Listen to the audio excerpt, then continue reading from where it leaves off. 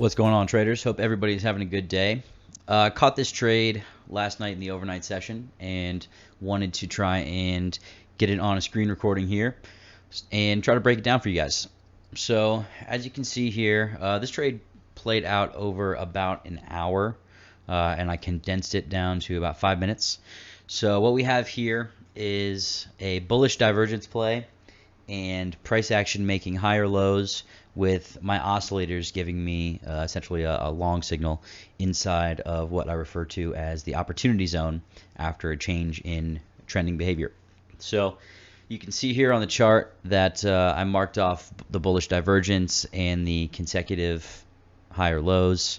I actually took a trade a little bit before that, and that's why if you guys saw in the beginning of the video that I was up about $1,000 before I took this trade. So this is going to be the second trade that I took in the overnight session. I only took 2 trades. As you guys would probably know, I do not trade the overnight session typically, but if I see a trade opportunity like this, especially at a Fibonacci pivot level, I'm definitely interested in putting some risk on and just letting it play out. So this trade, as you guys can see, I had my stop loss right under Fib Pivot S1, also known as Support 1, and put on 4 contracts in this trade on the ES futures, as most of you guys can see. And my idea here was, after this big down move where we previously rejected in the opportunity zone to the left here, to the downside, you can see that we then worked above the opportunity zone and started bouncing off of it.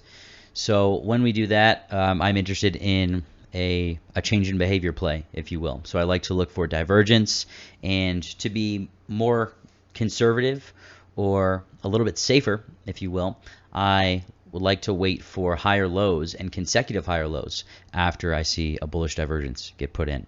So that's exactly what we had here, and you can see that I entered right inside of the op zone after we got technically our 3rd consecutive higher low.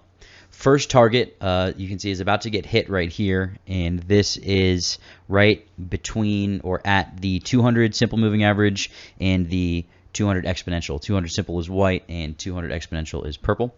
So you can see here, price moving up, taking out my first take profit there, and my second take profit is right below VWAP. So if you guys can see, I also have a dark blue line there. That is the 377 EMA. That's another big EMA that I like to use, as some of you may know in our community, or some of you guys that have watched my previous videos.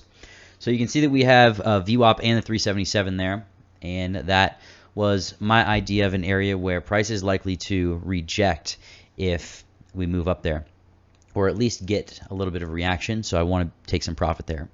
And you can see, as price moves up and takes out that first take profit, we actually have a little price shelf to the left, which we're revisiting at the moment. So if I recall, we spent a little bit of time around VWAP, and we do end up making our way up. And the reason that you don't see me closing the trade early or anything like that, you do see me here attaching my stop loss to the 50 EMA plus 2 ticks, I believe. I think I label it here as well, so we'll see just in a second to confirm that.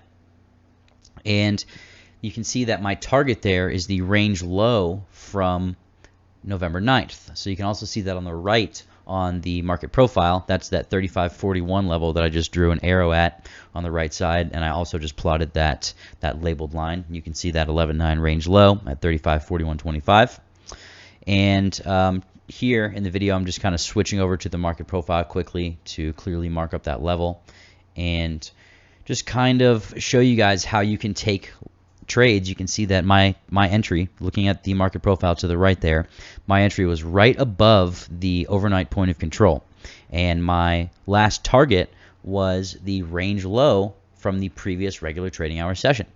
And this is basically just a play from profile level to profile level, and you can actually see that right above where I entered was the overnight VPOC, or the overnight volume point of control, and that just gave me further confluence to, hey, this is an important area. And just to mention once again, that was also Fibonacci Pivot S1. So for those of you guys watching my trade plan videos, my recaps, things like that, and wondering, how's he trading this stuff? Here you go. This is exactly how I'm trading it. I'm using the profile levels in combination with my oscillators. You can see that my oscillators had nice momentum to the upside when I entered that trade. And that is another piece that gave me confluence. So just to recap here, our main levels or our main points of confluence are Fibonacci pivot S1 in this trade, acting as support. We also had overnight point of control from the market profile at 35.2175. We also had the overnight volume point of control just above that at 35.25. We also had the Z-cubed oscillators, which are the oscillators you see on the top of my momentum oscillators. So with the black background and the red and green background flashes. You can also see below that the RSX divergence indicator is lining up with the Z cubed. So when I see my momentum oscillators lining up, when I see clear levels, Fibonacci pivots lining up with market profile levels from the overnight session, from the regular trading hour session, and when I see all of those pieces come together, that is telling me that I have a high probability trade in my favor. So when I see that, I'm putting risk on. No questions asked. When I see that in the overnight and I'm at my computer, I'll throw some risk on. I'm willing to risk, let's see, what was that? I entered at 35.23, 50-ish, and my stop loss was at 35.18, I believe. So I basically risked about 5 points to make 17. So inevitably, I didn't take my entire trade in at 3-1, but between a 2-1 and a 3-1 risk to reward right there. And if you can focus on risk to reward, where you're managing your trade, where your invalidation point for your trade is, instead of I'm going to get in and I want price to go up because I want to make profit, that's going to get you into high probability trades. And one more thing that I wanted to mention is I also have the first lower deviation of VWAP here lining up with S1. So you guys see this dark green line. That is part of my ZWAP Bandos indicator, which is part of the Trading Network proprietary indicator package. And this is a good idea and a very good example of how I'm using all of these tools in combination with one another to give me exceptionally high probability opportunity on a day in and day out basis. If you guys do enjoy what you see in this video, please check the description down below where you will find links to our website, thetradingnetwork.io, where you can get access to our proprietary indicators that you see in this video, one-on-one mentorship with me, Discord access where you can watch me trade every morning starting at 9:30 a.m. Eastern, Monday through Friday, as well as our free Facebook group where I release my market profile trade plans every single day at New York Open. Let me know what you think of these videos, and let me know what you guys would like to see in addition to these videos.